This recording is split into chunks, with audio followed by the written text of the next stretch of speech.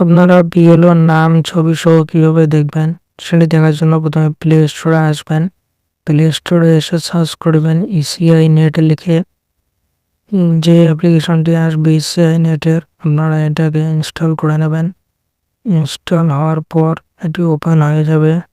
Open করার পর আপনারা নিচে দেখতে পারবেন কানেক্ট উইথ ইলেকশন অফিসিয়ালস। এখানে আপনারা ক্লিক করবেন। ক্লিক করলে ভোটার আইডি অথবা ইপিক নাম্বার চাবে। আপনার ভোটার আইডির যে ইপিক নাম্বার মানে ভোটার নাম্বার আছে সেই ভোটার নাম্বারটি এখানে বসিয়ে দিবেন। বসিয়ে দেওয়ার পর আপনারা সাবমিটে ক্লিক করবেন। সাবমিটে ক্লিক করা মাত্রই দেখাবে যে আপনার বুথ লেভেল অফিসার মানে বিএলও ছবি দেখাবে, বিএলওর নাম দেখাবে।